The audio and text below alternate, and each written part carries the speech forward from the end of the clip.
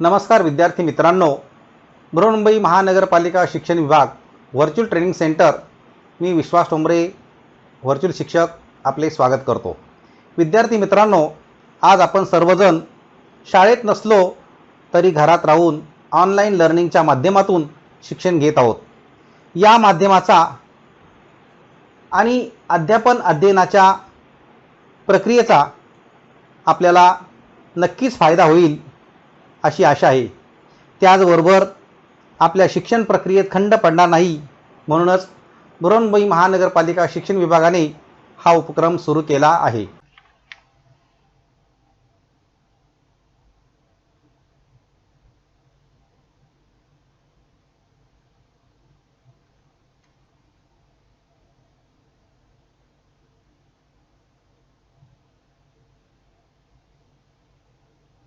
इयत्ता तिसरी परिसर अभ्यास, या परिसर अभ्यास विषयामध्ये आपण पाठ क्रमांक 21 सार्वजनिक सुविधा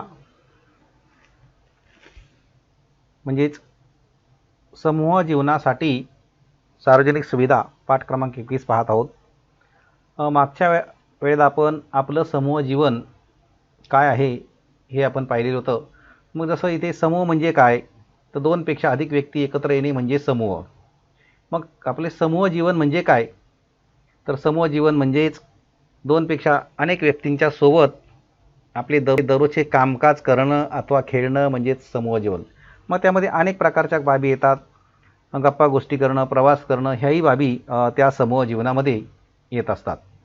आता इथे आपल्यासमोर काही चित्र आहेत बघा, आपण पाहू शकता तर हे सुद्धा एक समूह जीवन आहे। शाळेतलं वर्ग सुरू आहे, वर्गात मुलं बसली, समूह आहे हा। इथे सुद्धा एक कुटुंब बसलेलं आहे, या कुटुंबामध्ये सुद्धा समूहाने आहे ते एकपेक्षा जास्त आहेत। म्हणजे आता हे एक आपण जे चित्र पाहिलेलं आहे, या चित्रामध्ये हे जे कुटुंब दाखवलं गेलेलं आहे, ह्या कुटुंबाची सुद्धा आपण माहिती जर घेतली तर हे कुटुंब दोनपेक्षा जास्त व्यक्ती या कुटुंबामध्ये एकत्र आलेले आहेत आणि म्हणून ते त्यांचं समूह जीवन आहे। आणि समूह जीवन असल्यामुळे त्यांना एकत्र येणं, खेळणं, बागडणं, गप्पा गोष्टी करणं, पिकनिक करणं, ह्या सगळ्या गोष्टी ते करत असतात, कारण ते शेवटी समूह जीवनाचा एक भाग आहे। परंतु समूह जीवनातूनच आपण ही जी सार्वजनिक व्यवस्था पाहत असतो, जसं मी मागाशी तुम्हाला जी बरीचशी चित्र ही दाखवलेली आहेत आणि यानुसार आपल्याला ही जी चित्र दाखवली गेली की ह्या सगळ्या सार्वजनिक व्यवस्थेतल्या ज्या सुविधा असतात, या सुविधा आपण त्याचं जबाबदारीने त्याचं भान ठेवायचं असतं। आता इथे तुम्हाला या सुविधांच्या व्यतिरिक्त आणखी सुविधा जशा असतात, रेल्वे आहे, विमानसेवा आहे, त्याचबरोबर शाळा आहे, महाविद्यालय आहे, कॉलेज आहे, ह्यासुद्धा एक प्रकारच्या सार्वजनिक सुविधा असतात। आणि सार्वजनिक सुविधा ह्या सर्वांसाठी असतात, म्हणून हे ज्या सार्वजनिक सुविधेला फार महत्त्वाचं स्थान आहे। कारण शाळा जरी म्हटले तरी ही काही शाळा एकट्या माणसासाठी नसते, शाळा ही अनेक विद्यार्थ्यांसाठी असते आणि म्हणून ती सुद्धा एक सार्वजनिक सुव्यवस्था असते, कारण ती सरकारने तयार केलेली व्यवस्था असते आणि त्या व्यवस्थेचा आपण सर्वांनी त्याचा लाभ घ्यायचा असतो, फायदा करून घ्यायचा असतो। म्हणजे शिक्षणाच्या बाबतीमध्ये असंच जसं प्राथमिक आरोग्य केंद्राच्या बाबतीमध्ये झालं तर अशा प्रकारचे अनेक दवाखानेसुद्धा प्रत्येक खेडेगावामध्ये उपलब्ध असतात ती प्राथमिक आरोग्य केंद्राची। पण कारण मोठ्या शहरामध्ये जाणं हे सगळ्यांना शक्य होत नाही आणि त्यासाठी अशा प्रकारचे दवाखान्याच्या मार्फत आपण सर्वांनी त्याचा लाभ घ्यायचा असतो आणि जी सुविधा आपल्याला घेता येईल, कारण प्रत्येक माणूस हा काही श्रीमंत नाही आहे। शेवटी हे जे प्राथमिक आरोग्य केंद्र असतात ही गरिबांसाठीच सरकारने उपलब्ध करून दिली असतात। मग त्या ठिकाणी जास्तीत जास्त लोकांनी फायदा घ्यावा अशी अपेक्षा असते, परंतु फायदा घेत असताना त्याचं नुकसानही करता कामा नये, जबाबदारीने त्या ठिकाणच्या सोयीसुविधांचा आपण वापर करायचा आहे, हा सुद्धा अतिशय महत्त्वाचा एक भाग आहे। त्यानंतर जसं आता रेल्वे तर सगळ्यांसाठीच असते, पण ही रेल्वे तर सर्व ठिकाणी काही पोहोचलेली नाही आहे, परंतु बस मात्र ST मात्र सर्व ठिकाणी जाऊन पोहोचलेली आहे आणि म्हणून त्या ST बसचा तर वापर आपण सगळ्यांनी करून घ्यायचाच आहे, कारण ती अतिशय महत्त्वाची सार्वजनिक व्यवस्था आहे।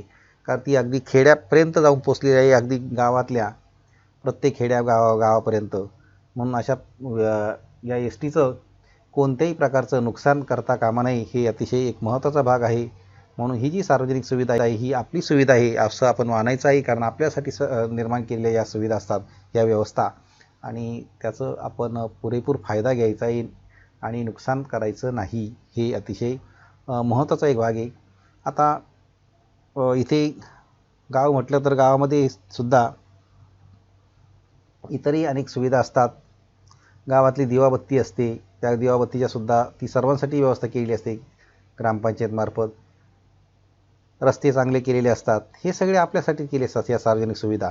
परंतु मध्ये रस्ता चांगला आहे मग आपण खड्डे खोदायचे असं काही करायचं नाही, ते सुद्धा महत्त्वाचं आहे. म्हणून या ज्या सार्वजनिक सुविधा स्थानिक शासन संस्थांनी केलेल्या आहेत त्याचा आपण पुरेपूर वापर करून घ्यायचा आहे. आणि मग आता इथे काही चित्रं दिलेली आहेत, या चित्रांचं निरीक्षण करून आपल्याला उत्तरं सांगायची आहेत. जसं चित्रामध्ये कोणकोणत्या बाबी दिसतात. चित्रामध्ये जर आपण पाहिलं तर पाण्याची टाकी दिसते, प्राथमिक आरोग्य केंद्र दिसतं, पोलीस चौकी आहे, बस आहे, रंगमंच आहे, नंतर एक सुलभ शौचालय आहे आणि स्विमिंग पूल आहे. तर अशा प्रकारच्या या सुविधा या चित्रामध्ये आहेत. मग सार्वजनिक सुविधा म्हणजे काय, की ज्या ठिकाणी अनेकांना त्याचा फायदा होतो. पाण्याची टाकी म्हटलं तर पाणी सगळ्यांना आवश्यक असते, म्हणून त्याचा सर्वांना फायदा होत असतो. वाहतूक बस आहे, त्या बसचा सर्वांना फायदा होत असतो, म्हणून त्याला आपण सार्वजनिक सुविधा म्हणतो. प्राथमिक आरोग्य केंद्र आहे, प्राथमिक आरोग्य केंद्राचा उपयोगसुद्धा सर्वांना होत असतो. तर अशा पद्धतीने या सार्वजनिक सुविधा म्हणजे काय, ते तर सर्वांसाठी असलेल्या सुविधा म्हणजेच सार्वजनिक सुविधा. त्या कोणाची मालकी नसते, त्या ठिकाणी सरकारची मालकी असते. सार्वजनिक सुविधेचा फायदा आपल्याला होतो का, तर सार्वजनिक सुविधेचा आपल्याला फायदा होत असतो. मग ते कोणकोणते होतात, की जसं बस आहे, सर्वांना आपल्याला प्रवास करायला त्या बसचा फायदा होत असतो, कारण एकट्याने प्रवास करणं आपण शक्य नसतं. त्यासाठी आपल्याला स्वतःचं साधन पाहिजे वाहतुकीचं, तरच आपण प्रवास करू शकतो. पण अशा प्रकारची प्रत्येक ठिकाणी स्वतःची वाहतुकी साधनं आपल्याला परवडणारी नसतात, आणि म्हणून बस हे आपलं एक अतिशय महत्त्वाचं साधन आहे. पाण्याची टाकीसुद्धा तसं आहे, पाणी हे सर्वांसाठी आवश्यक असतं. पाणी काही एका माणसाची नसते, ती सर्वांसाठी असते. महानगरपालिका म्हणजे ज्या ठिकाणी ज्या काही स्थानिक संस्था असतात त्यांच्यामार्फत हे पाणी पुरवठा केला जातो. म्हणून या सार्वजनिक सुविधेचा आपल्याला फायदा होत असतो. सार्वजनिक सुविधा जर नसतील तर आपल्याला अडचणी येऊ शकतात, मोठ्या प्रमाणात अडचणी येऊ शकतात, कारण आपल्याला आपण प्रवास करू शकणार नाही, आपल्याला पाणी मिळणार नाही. प्राथमिक आरोग्य केंद्र त्या ठिकाणची सुद्धा आपल्याला अडचण येऊ शकते. म्हणून या सार्वजनिक सुविधा या अतिशय महत्त्वाच्या आहेत.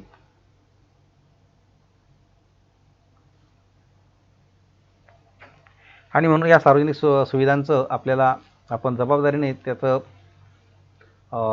वापर करायचा असतो.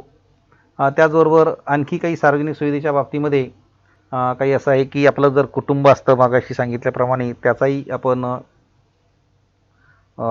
एक भाग असतो. आता इथे तुम्हाला काही कोणते सांगा असा एक प्रश्न दिलेला आहे, की जसं खेड्याचं व्यवस्थापन कोण करतं. आपल्याला माहिती आहे की खेडेगावामध्ये ग्रामपंचायत असते. नगराचं व्यवस्थापन कोण करतं, तर नगरपालिका असते, नगरपंचायत असते. आणि त्याचबरोबर महानगराचं व्यवस्थापन महानगरपालिका करत असते. राज्याचं व्यवस्थापन राज्य मंत्रिमंडळ करत असतं, आणि देशाचं व्यवस्थापन कोण करतं, संसद.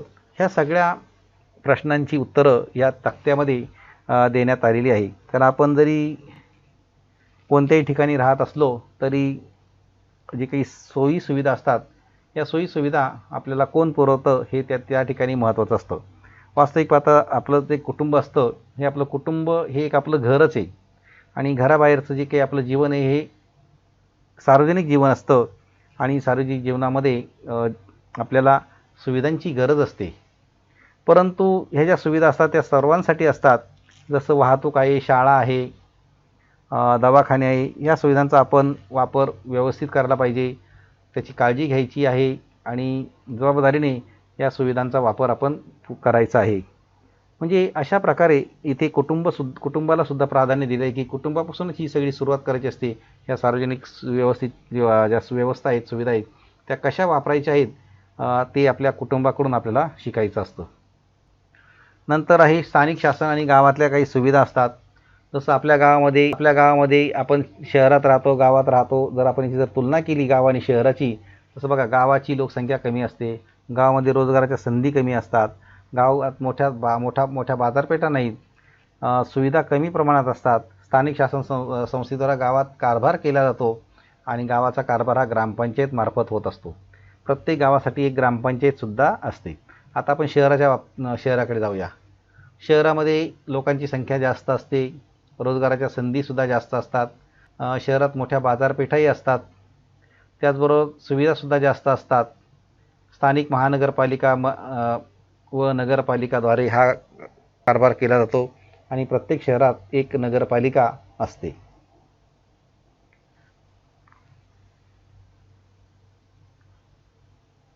त्याचबरोबर इथे आपण एक माहिती पाहतोय की ग्रामपंचायत जी आहे या ग्रामपंचायतीची निर्मिती कशी झाली. आता महाराष्ट्रामध्ये मुंबई ग्रामपंचायत कायदा 1958 नुसार 2 ऑक्टोबर 1958 रोजी ग्रामपंचायतीची निर्मिती झालेली आहे.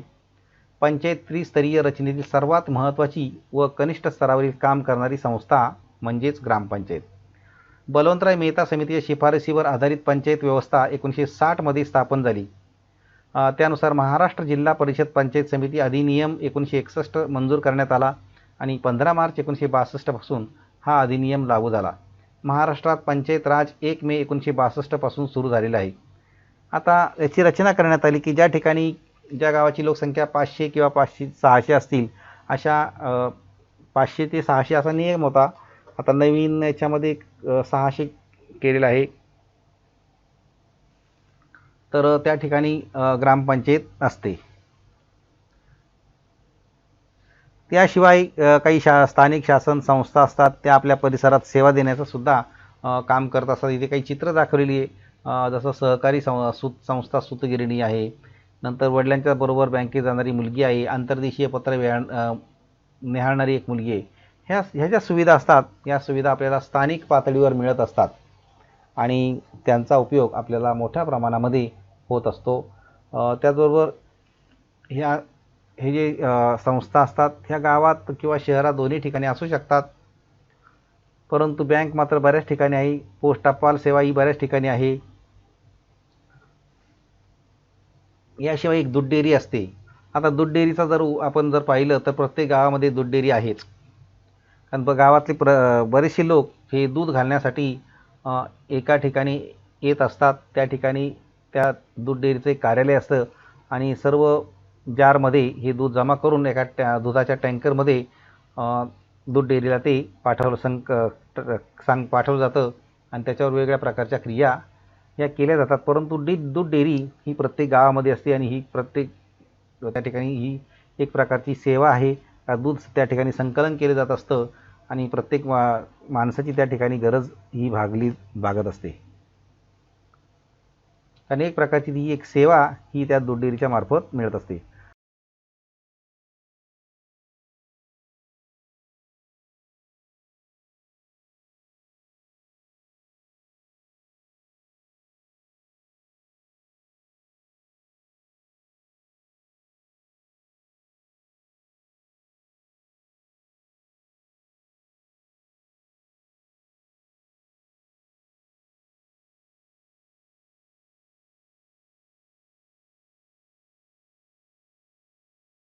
सुविधा ज्या असतात त्या अनेक प्रकारच्या सुविधा आहेत. आपण इथे या चित्रामध्ये पाहू शकतो की काय काय सुविधा आहेत त्या.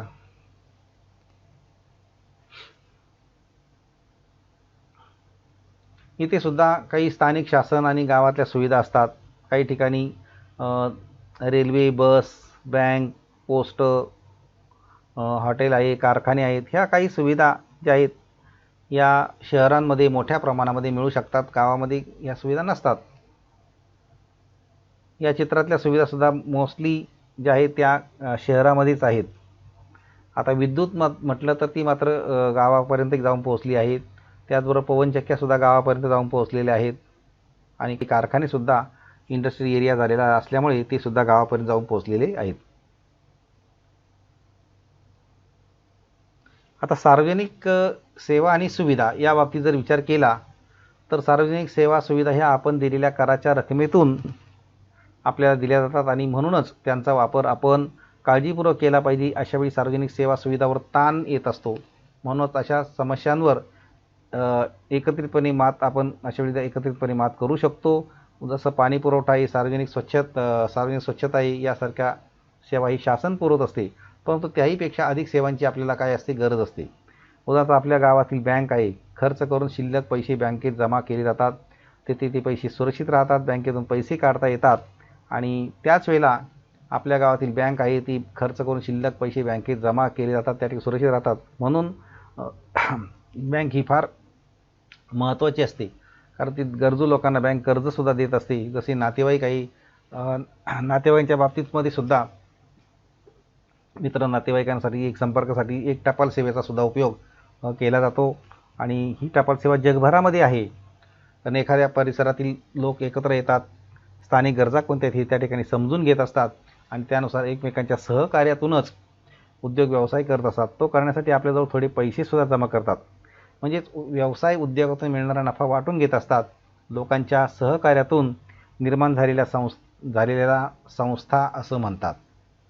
म्हणजे अशा प्रकारे ह्या संस्था ज्या आहेत, या सहकारी संस्था असतात. त्या ठिकाणी लोकांचं सहकार्य असतं आणि त्या सहकार्यातून या संस्था निर्माण होत असतात. इथे सुद्धा काही चित्र दाखवलं आहे की हे डाक व्यवस्थेचे चित्र आहे. आता एक शहर आहे, एका शहरामध्ये मुख्य डाकघर असतं, एक डाकबाबू असतो, बाजूच्या गावात टपाल घेऊन जात असतो, दुसरा तिथून घेऊन जातो तो. अशा प्रकारची व्यवस्था ही डाक व्यवस्था असते. म्हणजे एक प्रकारची आपण या ठिकाणी कथा कशी असते, त्या कथेच्या रूपामध्ये ह्या डाक व्यवस्थेचं जर आपण माहिती पाहिली तर आपल्याला ती कथानकच आपण त्यातून लिहू शकतो. आता इथे आणखी काय माहिती आहे, आता आणखी काही माहिती जर आपण पाहिली तर सुमारे 400 वर्षापूर्वी एक टपाल व्यवस्था पुढील प्रमाणे होती. जसं गोवळकोंडा येथे प्रत्येक 2-3 मैलाच्या अंतरावर छोट्या छोट्या झोपड्या आहेत असत. पहिल्या झोपडीत एक हरकरा असे. हरकरा म्हणजे टपाल घेऊन जाणारा मनुष्य. पहिला हरकरा पहिल्या झोपडीतील टपालाची पिशवी नेऊन दुसऱ्या झोपडीत टाके. तेथे दुसरा हरकरा पिशवी घेण्यासाठी तयार असे. तो हरकरा ती पिशवी पटकन उचलून धावत घेऊन पुढच्या झोपडीत ती टाके. टपाल नेण्याची व्यवस्था अशा रीतीने केली जाते. या व्यवस्थेलाच डाक व्यवस्था असं म्हणतात. की जसं आता मी तुम्हाला दाखवलं हे चित्र, ही संपूर्ण व्यवस्था जी आहे ही डाक व्यवस्थेची व्यवस्था आहे. म्हणजेच अशी सुद्धा एक छोटीशी ती कथा या ठिकाणी दाखवली गेलेली आहे. मग ह्या ज्या समस्या असतात, या समस्येवर सुद्धा काय करायचं आहे आपल्याला, तर ह्या समस्येवर जसं एक अकोले गावातील बहिरटवाडीच्या एका शाळेतील बालसंस्थेने एक उपक्रम केलेला आहे. वर्गात पाण्याची बचत या विषयावर चर्चा केली. त्यानंतर काही विद्यार्थ्यांनी गावातील नळांना तोट्या नसल्यामुळे पाणी वाया जाते हा मुद्दा मांडला. मुलांनी नळाला तोट्या बसवण्याचं काम कोणाचं असतं हे समजून घेतलं. मग नळांना तोट्या बसवाव्यात असा आग्रह ग्रामपंचायतीकडे धरण्याचं बालसंस्थेने ठरवलं. मुलांनी नळांना तोट्या बसवण्याबाबत पत्र ग्रामपंचायतीत दिले. काही दिवसांनी एक स्मरणपत्रही पाठवले. आणखी काही दिवसांनी नळांना तोट्या बसवण्यात आल्या. मुलांनी समस्येचं निराकरण केले. अशा प्रकारे ते निराकरण केलेलं आहे. म्हणजे या ठिकाणी जे काही शासन आहे ते शासन कसं असावं हे त्याचं एक चित्र आपल्यासमोर दाखवलं गेलं. की शाळेतील बालसंस्था आहे, त्या बालसंस्थेने हा उपक्रम नळांना तोट्या नाहीत म्हणून सांगितलं गेलं. ग्रामपंचायतीला पत्र लिहिलं. म्हणजे हे सुद्धा एक अतिशय महत्त्वाचा उपक्रम या ठिकाणी देण्यात आले. म्हणजे ही जी सार्वजनिक सुविधा आहे, ही सार्वजनिक सुविधा कशा पद्धतीने तिचा वापर करता येईल ते इथे दाखवलं गेलेलं आहे. आता ह्या सार्वजनिक सुविधेची आपण म्हणतो शाळा ही सुद्धा एक सार्वजनिक सुविधाच आहे. आपलं समूह जीवन आहे ते. त्याचबरोबर आपल्याला काही प्रश्नसुद्धा विचारले गेलेले आहेत. जसं समूह जीवन म्हणजे काय, सार्वजनिक सुविधा म्हणजे काय, सार्वजनिक सुविधा कोणत्या आहेत आणि सार्वजनिक सुविधा कोण पुरवते, अशा प्रकारचे हे काही प्रश्न हे आपल्याला दिलेले आहेत. आता इथे आपण या पाठामध्ये काय काय शिकलेले आहेत.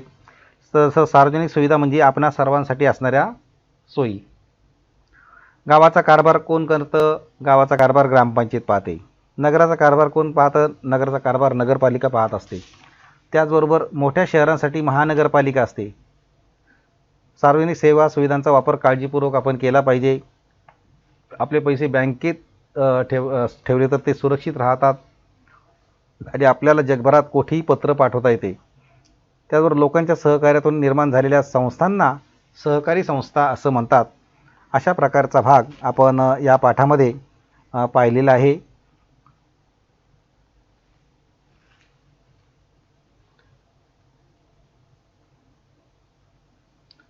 आणि दुसरी गोष्ट म्हणजे सार्वजनिक सुविधा आहे. त्या सार्वजनिक